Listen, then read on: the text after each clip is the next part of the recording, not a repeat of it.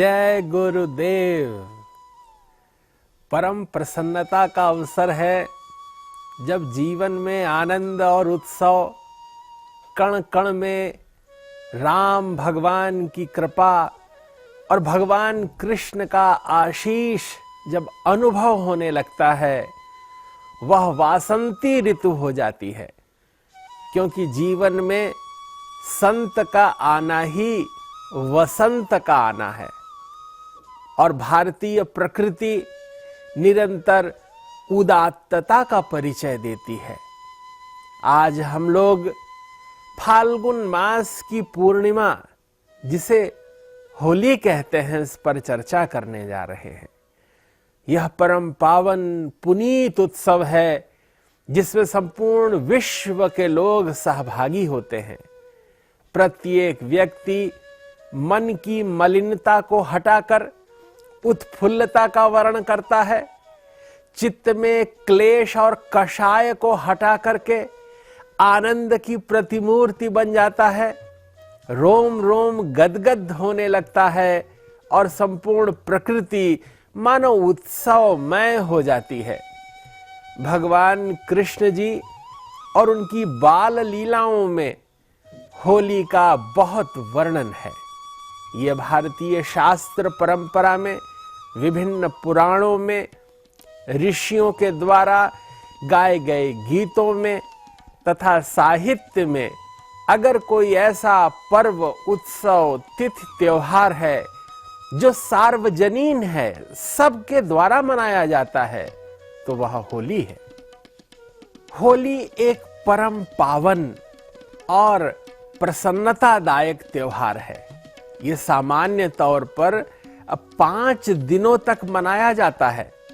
ये पूर्णिमा से लेकर के रंग पंचमी तक हर घर में उत्सव की बयार रहती है। एक दिन पहले सभी लोग एकत्रित होते हैं एक स्थान पर, वहां एक खंभ गड़ता है और काष्ठ इत्यादि इकट्ठे कर अग्नि प्रज्वलित की जाती है और उसे होलिका दहन कहते हैं। अग्नि प्रज्वलित कर लोग उसकी परिक्रमा करते हैं, उसको भोग अर्पित करते हैं। खेतों में गेहूं पकने को होता है, गेहूं की बाली ले लेते हैं और चने के होले ले लेते हैं जो पक रहे होते हैं। प्रकृति ऊष्मा से भर रही होती है और अग्नि की प्रार्थना पूजा की जाती है। अत्यंत प्राचीन पुरातन कथानक है कि इस जगत में कभी भी अत्याचार, अनाचार, पापाचार और संतों को पीड़ा देने का काल आया तो भगवान प्रकट हुए हैं। इसी तरह शास्त्रों में संकेत मिलते हैं। होली के इस प्राचीन पावन पुनीत उत्सव के संदर्भ में जो शास्त्र तथ्य देते हैं वो यह देते हैं कि हिरण्यकशिपु नाम का एक दुर्दांत राजा था जो अपने आप को स्वयं भगवत सत्ता के स्वरूप में स्थापित कर अपने आप को भगवान कहलाता था। और उसने अपने राज्य में यह घोषणा कर दी कि कोई भी ऋषि देवताओं को यज्ञ में हिस्सा न दें, उनके नाम की आहुतियां न डालें और वे सभी जगह हिरण्यकशिपु का ही नाम लें। लेकिन नारायण सदाशय हैं, उनके घर में ही जो एक पुत्र उत्पन्न हुआ उसका नाम प्रहलाद हुआ। यह कथानक इस बात का है कि भगवान अगर किसी के जीवन में परिवर्तन करना चाहते हैं तो उसके घर से ही प्रारंभ करते हैं। उसके अंतरंग में ही कोई ऐसा व्यक्ति विशेष उपलब्ध हो जाता है जो संपूर्ण उसके आकांक्षाओं, बहुत अधिक कामनाओं को ध्वस्त कर सत्य का परिचय कराता है। जब हिरण्यकशिपु के घर में प्रहलाद हुए, प्रकृष्टेन आह्लादम भवति यस्य स प्रहलादः, जो निरंतर प्रसन्न रहते हैं, आनंदित रहते हैं, जिनमें आह्लाद रहता है, और वह विशेष आह्लाद युक्त कोई व्यक्ति हुए तो वो प्रहलाद हुए। बहुत छोटी सी ही अवस्था में भगवत कृपा से भगवान की पूजा अर्चना वंदना करने लगे। गुरु के आश्रम में भी जाकर के ओम नमो भगवते वासुदेवाय, ओम नमो भगवते वासुदेवाय, ओम नमो भगवते वासुदेवाय, इस प्रकार कहते हुए अपनी वाणी को सार्थक और धन्य करते रहे। अपने साथ अपने मित्रों को भी भगवान नाम में लगाते रहे, भगवान के धाम की चर्चा करते रहे, भगवान के ज्ञान पक्ष को अपने हृदय में स्थापित करते रहे, और नामों का कीर्तन करते हुए, गुणानुवाद करते हुए, उनकी कीर्ति का गान करते हुए अपने जीवन को आनंदित करने लगे। आश्रम परिवेश में गुरुजनों ने जब यह बात देखी कि यह हिरण्यकशिपु का पुत्र ही है और यह अपने पिता के द्वारा दी गई राज आज्ञा का पालन नहीं कर रहा है, कभी यह बात पता चली तो हमारे साथ क्या होगा, यह जानकर उन्होंने राजा को संकेत किया कि आपका पुत्र भगवान का स्मरण करता रहता है। राजा ने राजाज्ञा दी कि उसको दंडित किया जाए। यहां तक कि प्रहलाद को पर्वत के ऊपर शिखर से नीचे फेंका गया, मानो उनका शरीर इतना हल्का हो गया कि वे एक पतंग की तरह तिरते हुए नीचे धरा पर आ गए, और यहाँ एक सुंदर पुष्पों की छाव में उनका शरीर मानो स्थिर हो गया। इसी तरह उनको सरोवर में ले जाकर के डुबाने का उद्यम किया गया। पर्वत में भारी भारी शिला खंडों के माध्यम से प्रहलाद के शरीर को बंधन में बांध करके बहुत गहरे अतल गहराइयों वाले जल स्थान पर फेंका गया, लेकिन भगवत कृपा से वे शीघ्र ही ऊपर तैरते हुए आ गए, किनारे आ गए, मुस्कुराने लगे। उनके ऊपर जंगली जानवरों, पशुओं, पक्षियों, यहाँ तक कि हाथियों के माध्यम से कुचलवाने का एक कठोर निर्णय लिया गया, लेकिन वे पशु भी प्रहलाद के ऊपर पैर नहीं रख रहे थे। जब हिरण्यकशिपु ने देखा कि सभी प्रकार के उपाय कर लेने पर भी कोई ईश्वरीय शक्ति प्रहलाद की रक्षा कर रही है, तब उन्होंने अपनी बहन से कहा कि तुम्हें तो वरदान है कि अग्नि नहीं जला सकती, तो तुम प्रहलाद को गोद में लेकर के चारों ओर से अग्नि प्रज्वलित कराकर बैठ जाओ, जिसमें प्रहलाद जल जाएगा।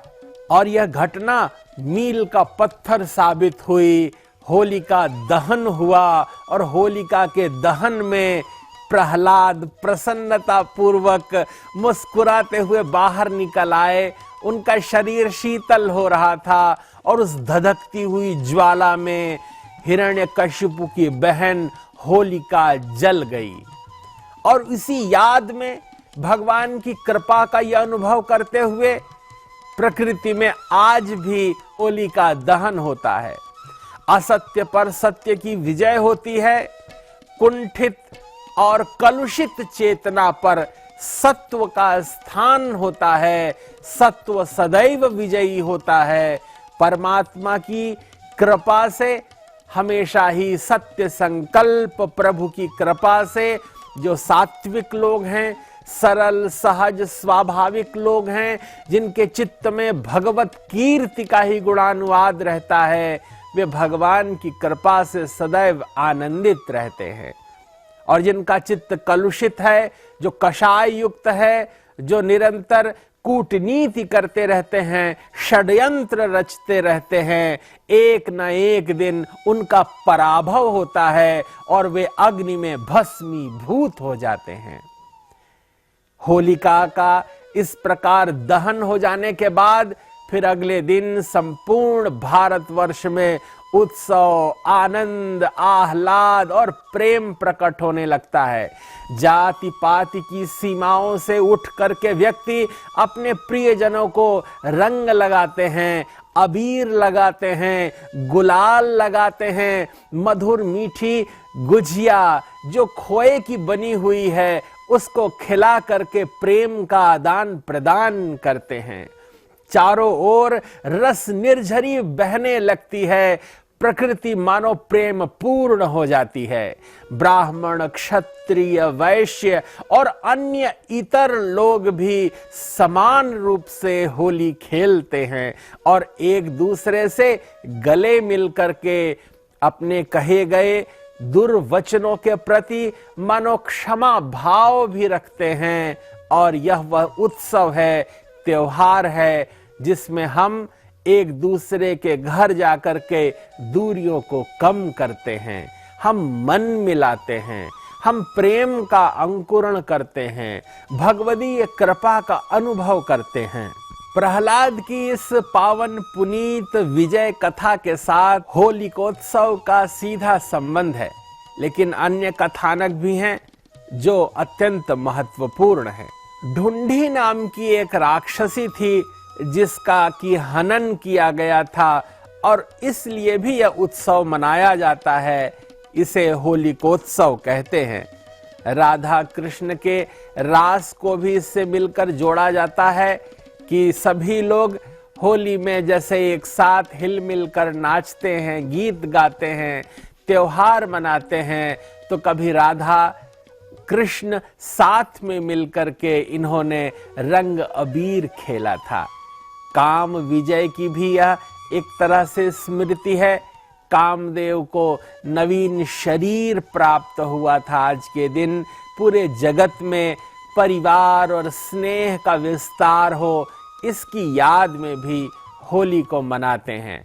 और चूंकि होली के तत्काल बाद ही चैत्र मास के शुक्ल पक्ष में प्रतिपदा के दिन से ही नव वर्ष प्रारंभ हो जाता है, तो मानो हम अपने मन मानस को तैयार करते हैं कि अब नया वर्ष आनंद के साथ होगा, उत्सव के साथ होगा। हम अपने कलुष धो देते हैं। सारी प्रकृति जो शीतकाल में ठिठुरती रहती है, अब उसमें ऊर्जा का संचार होता है। लोग रोज नहाने लगते हैं, अपने वस्त्रों का प्रक्षालन करने लगते हैं और हिल मिल करके रहने लगते हैं। कुछ लोगों का तो यह भी कहना है कि यह होलिकोत्सव मानो शिव जी के विवाह का एक सुंदर प्रसंग है कि हम सब शिव बाराती बन जाते हैं, चारों ओर रंग से रंगीले बन करके मानो शिव बारात में निकल पड़ते हैं, भगवान को रिझाने लगते हैं और इस स्मृति में भी सभी होली खेलते हैं। एक संदर्भ यह भी है कि भगवान श्री कृष्ण ने इसी दिन पूतना नाम की राक्षसी का वध किया था और सभी लोगों ने अगले दिन होली खेली थी। आनंद और उत्सव के साथ प्रकृति के इस उत्सव को मनाया था। वस्तुतः होली वह त्योहार है जो हमारे जीवन में रागात्मकता को उत्पन्न करती है। हम किन्हीं कारणों से जब अंतर्मुखी हो जाते हैं, तब इस बहिर्मुखी जगत से हमारा संबंध कट जाता है, लेकिन क्रिया से, कार्य के करने से ही जागतिक संबंध स्थिर होते हैं। अर्थात प्रत्येक व्यक्ति की क्रिया के द्वारा जो कृत कर्म है, वही संसार में संबंधों के अनुपालन में महत्वपूर्ण होता है। एक दूसरे के प्रति किए गए व्यवहार से ही जगत के संबंध चलते हैं। अस्तु एक दूसरे के साथ हिलमिल कर बातें करना, एक दूसरे के घर जाना, उन्हें उपहार देना, मधुर मिष्ठान्न खिलाना, मन की तिक्तता को तिरोहित करके सर्वात्मना आनंदित होने का नाम होलिकोत्सव है। और ये फाल्गुन महीना, ये पूर्णिमा की तिथि चंद्रमा के पूर्ण होने पर, और चंद्रमा मनसो जाता, जब चंद्रमा पूर्ण हुए तब हम इस संसार के लोगों का मन भी पूर्ण हुआ और पूर्ण मन से चंद्रमा की पूर्णिमा में हम जब किसी से मिलते हैं तो संपर्क संबंध पूर्ण होते हैं, पवित्रता बनी रहती है, शुचिता का आधान होता है। कई स्थानों पर जब होलिकोत्सव मनाने लगते हैं तब उसे भरभोलिया भी कहते हैं, अर्थात गाय के वे कंडे जिनके बीच में छेद रहता है और ऐसे 7 कंडों के अंदर से एक मूंज की मानो माला बनाई जाती है जिसमें 7 कंडे पिरो दिए जाते हैं। वे घर के बड़े लोग अपने बच्चों के ऊपर से, प्रियजनों के ऊपर से उनको उतार करके और होलिका दहन में उसे समर्पित कर देते हैं।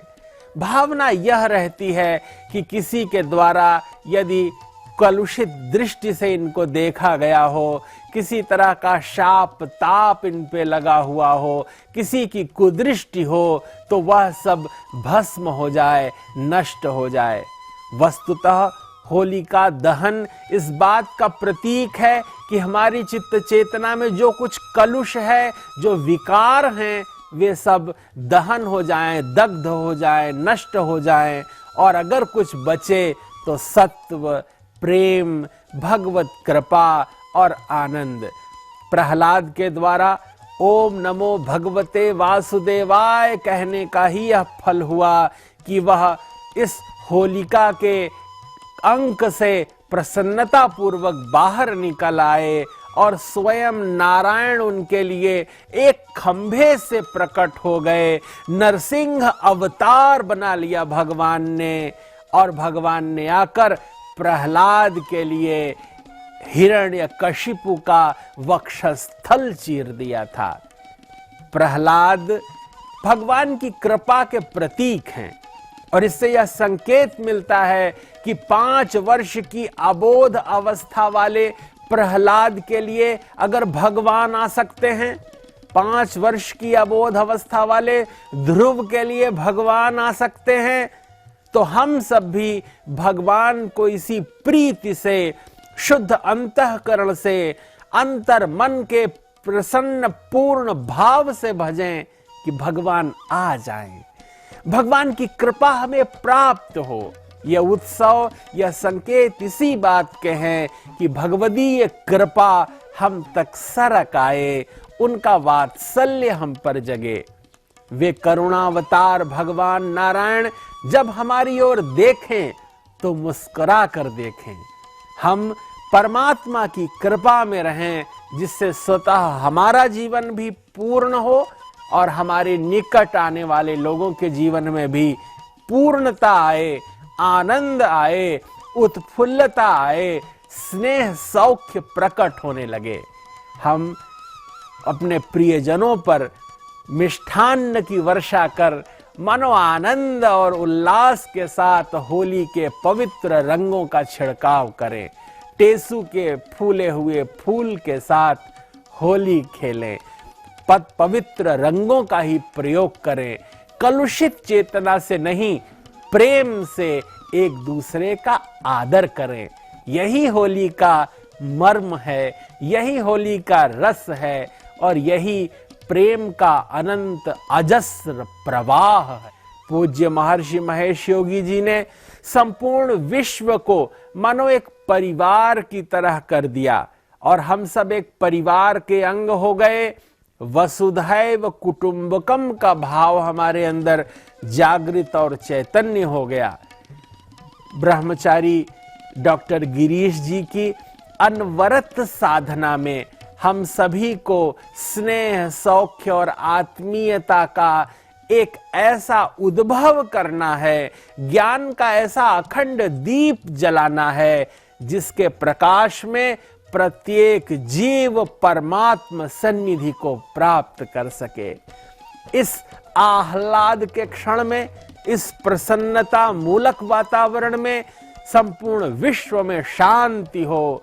महर्षि महेश योगी जी के द्वारा वैदिक विश्वविद्यालय, महर्षि विद्या मंदिर, महर्षि विद्यापीठ और अनेकानेक संस्थानों के माध्यम से निरंतर सत्कर्म हो रहे हैं। संपूर्ण लोक के कल्याण के कार्यक्रम चल रहे हैं। सभी के जीवन में सुख सौविध्य आए और ज्ञान का दीप जलता रहे, जिसके प्रकाश से लोगों के अंतःकरण का अंधकार दूर हो जाए। होलिका का ऐसा आशीर्वाद मिले और हम सबके मन मानस में आनंद के रंग बिखर जाएं। आप सभी के प्रति बहुत सद्भावना के साथ, बहुत प्रेम के साथ, बहुत बहुत मंगल कामनाएं निवेदित करते हुए जय गुरुदेव, जय महर्षि।